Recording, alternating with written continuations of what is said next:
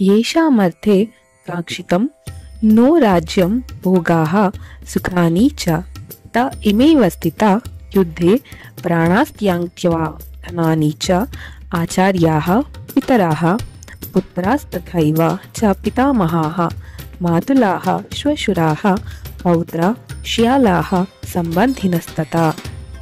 ಯಾರಿಗಾಗಿ ನಮಗೆ ರಾಜ್ಯಭೋಗ ಸುಖಗಳು ಬೇಕೆನಿಸಬಹುದೋ ಅಂಥ ಇವರೇ ಪ್ರಾಣ ಮತ್ತು ಧನವನ್ನು ಬಿಟ್ಟು ಯುದ್ಧಕ್ಕೆ ನಿಂತಿರುವರು.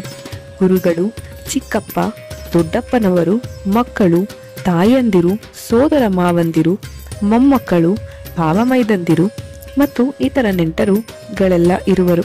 ರಾಜ್ಯಭೋಗ ಸುಖ ಇವುಗಳನ್ನೆಲ್ಲ ಅನುಭವಿಸಬೇಕಾದರೆ ಸುತ್ತಮುತ್ತಲೂ ನೆಂಟರಿಷ್ಟರು, ಪ್ರಜೆಗಳು ಇವರುಗಳೆಲ್ಲ ಇರಬೇಕು.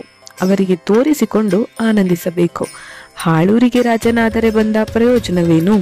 ನೋಡುವುದಕ್ಕೆ ಒಂದು ನರಪಿಳ್ಳ ಇಲ್ಲದೆ ಇದ್ದರೆ ದೊಡ್ಡದೊಂದು ದರ್ಬಾರನ್ನು ಮಾಡಿದರೆ ಯಾವ ಸಂತೋಷ? ಕೌರವನಿಗೆ ಸಹಾಯಕ್ಕೆ ಬಂದ ವೀರಾಧಿವೀರರು ಸುಮ್ಮನೆ ಯುದ್ಧರಂಗದಿಂದ ಬೆನ್ನು ತೋರುವವರಲ್ಲ. ಅವರು ತಾವು ಸಾಯುವುದಕ್ಕೆ ಮುಂಚೆ ಬೇಕಾದಷ್ಟು ಜನರನ್ನು ಕೊಂದು ತಾವು ಸಾಯುವರು. ಹೀಗಿರುವಾಗ ಒಂದು ವೇಳೆ ಜಯ ಪಾಂಡವರಿಗೆ ಲಭಿಸಿದರೂ ಅದು ಲಕ್ಷಾಂತರ ಜನರ ಸಾವಿನ ಮೇಲಿದೆ. ಅರ್ಜುನ ಇಲ್ಲಿ ಕೊಡುವ ಕಾರಣಗಳು ಕರುಣೆಯಿಂದ ಕೂಡಿರುವಂತೆ ಕಾಣುವುದು. ಆದರೆ ಅವನು ಇಲ್ಲಿ ಮಾಡುತ್ತಿರುವ ತಪ್ಪು ತನ್ನ ಕರ್ತವ್ಯವನ್ನು ಮರೆತಿರುವುದು. ಕ್ಷತ್ರಿಯನಿಗೆ ಧರ್ಮಕ್ಕಾಗಿ ಯುದ್ಧ ಮಾಡುವುದು ಮೊದಲು, ಉಳಿದವುಗಳೆಲ್ಲ ಗೌಣ.